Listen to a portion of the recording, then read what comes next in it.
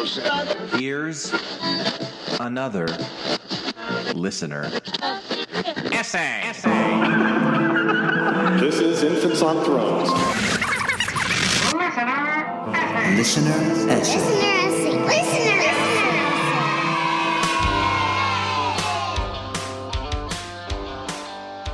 Welcome back to Infants on Thrones. I'm Glenn Ostlund, and this is essay number 5 in our May 2018 Listener Essay Contest. Now, today's essay is by Melissa and is titled, Letter to My Dead Grandmother. Now, remember that you, as the listener, are able to vote for and provide private feedback to as many of these essays and authors as you'd like, but you can only vote one time for each essay. Now, voting will take place throughout the month of May and will end around midnight on May 31st. The top 3 winners will be announced in early June.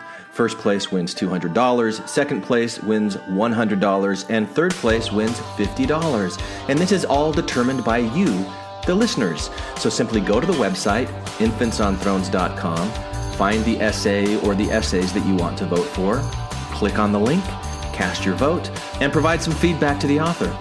And for those of you who still want to submit an essay for this May contest, there's still a bit of time. Now, if it comes in too late, it's not that big of a deal. It'll just roll over into the next contest that we do, probably in August, if there are enough submissions. Now, July will probably be a songwriting contest. I've received already some excellent submissions from listeners, like this song, and this one,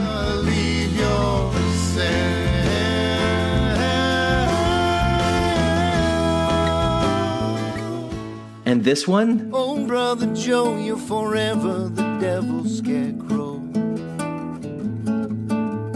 Do what you say, not what you do. So yeah, it looks like a songwriting contest is going to happen. Email me at infantsonthrones@gmail.com to find out more about the songwriting competition. But let's not get too ahead of ourselves, because that's then, and this is now. And now is all about today's essay from Melissa, titled Letter to My Dead Grandmother. So take it away, Melissa.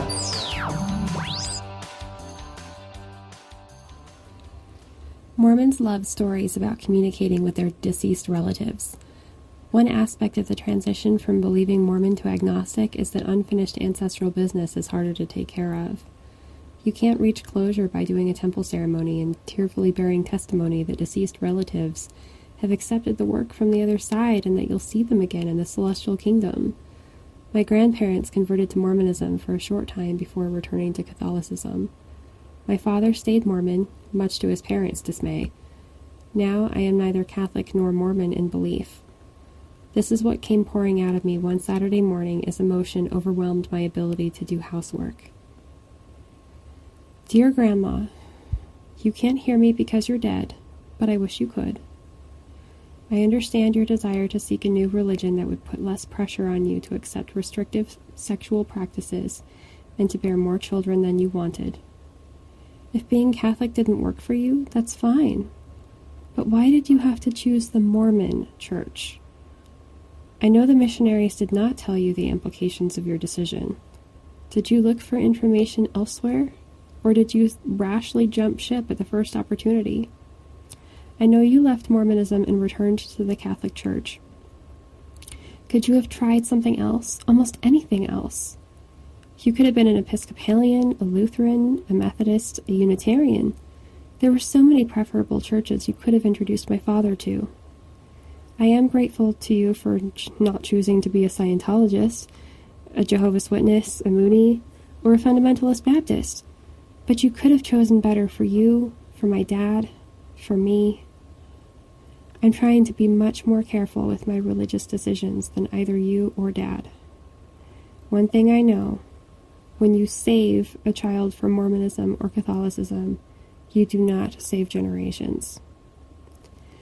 Because my dad stayed Mormon, I was raised Mormon. As a child in a profanity-free household, I was shocked to hear you swear. You were angry and pushed me away when I tried to hug you. I was 7. I never saw you again. Now I've left the Mormon Church. I'm not going to join your religion either. I am separated from both of the religions of my heritage. My relationship with my dad is often cordial unless I mention his church, but mostly we exchange pleasantries in a superficial relationship. We could have been so much closer if he'd been raised in a more normal household, so that he wouldn't have sought dysfunctional Mormon parents down the street who love-bombed him into a cult. Maybe he wouldn't have had depression without all of the emotional abuse that comes from two sets of dysfunctional parents and these two extremely guilt-ridden religions. Maybe you could have moved to get my dad away from the Mormons. You moved all the time. It was possible. I know you were worried about his conversion. Grandpa should share some of the responsibility for this as he joined you, but you were the impetus for the change. To be honest with you, Grandma, Grandpa is not the brightest button in the box. I think you knew that, too. I've heard stories of you going around him when he was being pig-headed. Grandpa did tell me how much he loved you, how beautiful you were, and how proud he was to have a good Catholic wife. He showed me a picture of you. You were beautiful. I wish I could have heard your side of the story, had a girl talk one-on-one. I could have sworn with you. I'm old enough to do that now, but you're already dead. I found a stack of letters from your priest thanking you for your help in the parish. I didn't have time to read them when I saw Grandpa for the first time since childhood, visiting your house for the first time. Uncle is going through the house, intending to fix it up. I hope he hasn't thrown them out. Oh, and why did you hide photos of your father in old advertisement books in a drawer? I spent hours separating 50-year-old coupons from unknown family pictures. Luckily, Dad and Uncle already had the scanner and photo albums ready when I found them. I'm not gonna lie, I want to cry. I'm pretty frustrated with you and Dad right now. I wish he'd made better choices too. He's alive, but I can't talk to him about it. You're not alive, and I can't talk to you either. I was never told that you love me, but I suppose you must have because you sewed me blankets when I was little. I loved them. I wish I knew whether I loved you or not. I do care. I wish I could have met your daughter too. I never met her before she died, but it seems like she was a lot like me. I know you told her you didn't love her. I suppose I should stop crying and do something with my day.